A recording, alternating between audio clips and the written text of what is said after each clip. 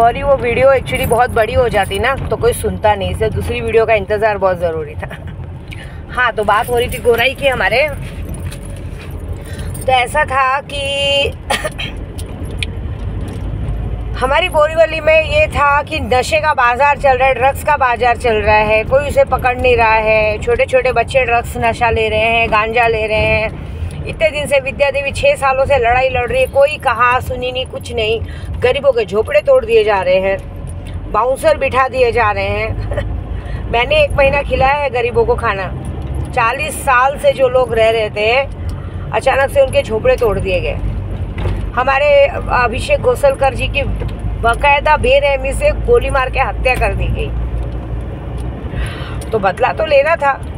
मेरे सामने आया बिग शॉट, और उस बिग शॉट को मैंने कितनी बार अभिषेक घोसलकर जी के साथ देखा था, तभी मेरे को शंका हुई थी कि ये पार्टी अलग है और ये पार्टी हमारे अभिषेक घोसलकर जी के साथ क्या कर रही है।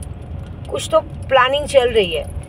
वो प्लानिंग आखिरकार पास हुई, सामने आया, तो कुछ तो करना था। फिर मेरे देवर ने कहा कि भाभी ये बिग शॉट है। अच्छी बात है। अब जब कोई मुझे कोई कहता है कि ये बिग शॉट है तो मुझे तो उड़ाने का बड़ा मन करता है कि ऐसा कैसा बिग शॉट जो गरीबों का झोपड़ा तोड़वा दे, जो गरीबों के लिए ना सोचे, वह ऐसा कैसा बिग शॉट। इस ऐसे बिग शॉट को लेके क्या करेंगे, अचार डालेंगे हम लोग। ठीक है, चलो उड़ा देते।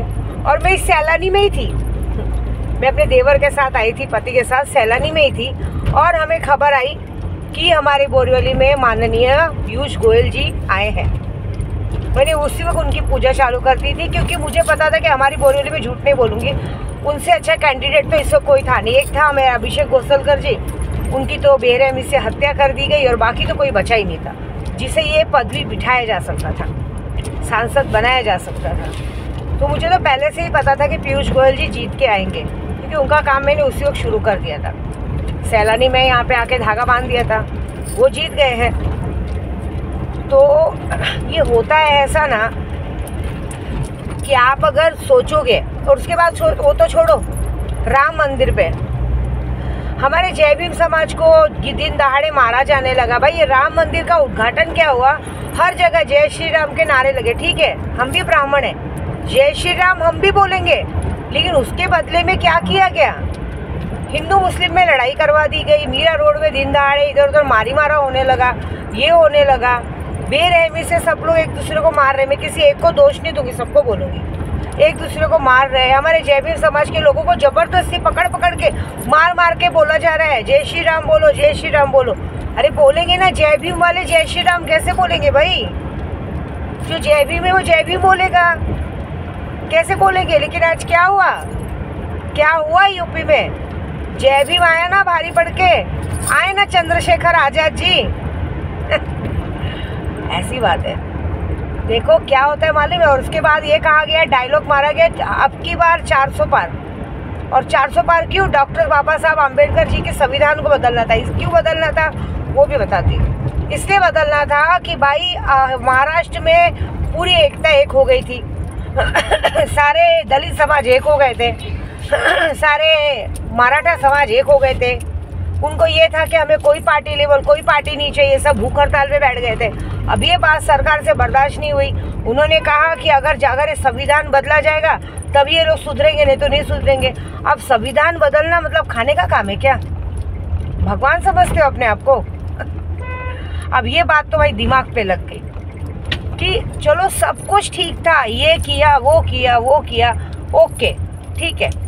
संविधान बदलने की बात आ गई, वो भी जिसको हम अपना भगवान मानते हैं। बाबा साहब आम्बेडकर जी को हम अपना भगवान मानते हैं, जिनकी पूजा करते हैं, जिन्होंने हम औरतों को बाहर आज़ादी से जी के कमा सके। आज ये विद्या देवी इतनी बड़ी वीडियो बना रही है, ये हक, ये काम करने का जो हक मुझे मिला है, बाहर आज़ादी से घूमने का जो हक मिला है, हमें बाबा साहब आम्बेडकर जी से मिला है। और उन्हीं को आप उन्हीं का संविधान बदलने चले हैं, फिर से जाति भेदभाव का नारा लगवाने चले हैं, फिर से ये होगा छूत अछूत का बात भेदभाव होगा, ये करने चले थे। ऐसे कैसे होने दे सकते? फिर तो भाई बात बड़ी लग गई दिमाग में। हर जगह मारी मारा, हर जगह दंगा फसाद, क्या हो रहा है ये? और जो लोग करवा रहे वो चुप बैठे हैं? ऐसा नहीं। फिर तो मैंने, चाहे मंदिर हो चाहे मस्जिद हो, जहाँ हो, विद्या देवी नंगे पैर घूमती है। सबसे बड़ा चमत्कार मेरे सैलानी ने किया कि 4 साल से पेट लेके घूम रही थी, मेरा पेट अंदर कर दिया। और सबसे बड़ी बात, ये जो जीत का डंका बजा है, क्या कहना। तो ये बात रहती है ना कि अब की बार जनता की सरकार, समझ में आया बात? अब की बार जनता की सरकार, जनता ने फैसला सुनाया है और अभी भी आगे सुनाएगी। और अभी आगे जो पासा पलटने वाला उसका वेट तो करो, देखो क्या होता है। मैं आप लोगों की गलतियां बता रही हूँ, आप लोगों ने जो गलतियां की उस पर पब्लिक को मजबूर किया ये काम करने के लिए, ऐसा समझे। ये जो काम किया ना कि इस बात पे ऐसा होगा, कुछ नहीं होगा, क्योंकि आप लोग जिस तरह से चल रहे थे उसका तोड़ विद्या देवी निकालते चल रही थी, समझ रहे। जब राम मंदिर जी का उद्घाटन हुआ, मेरे रामलला का स्थापन हुआ ना, तभी मैं खेल समझ गई थी। उसके बाद से ही हमने काम चालू कर दिया था।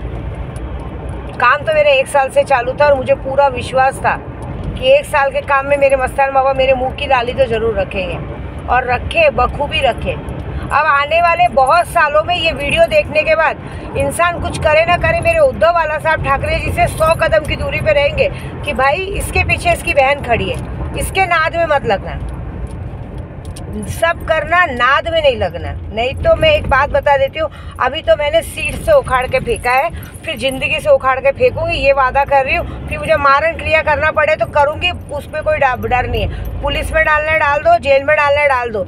जेल तो और अच्छी जगह है मेरे लिए, आराम से जाप करने मिलेगा और सिद्ध पुरुष बन के बाहर निकलूँगी। लेकिन एक बात याद रख, क्योंकि हमारे लिए तो उंगलियाँ ही काफ़ी हैं। हमें ना माला चाहिए, ना जगह चाहिए, ना मंदिर चाहिए, ना दिया चाहिए, ना अगरबत्ती चाहिए।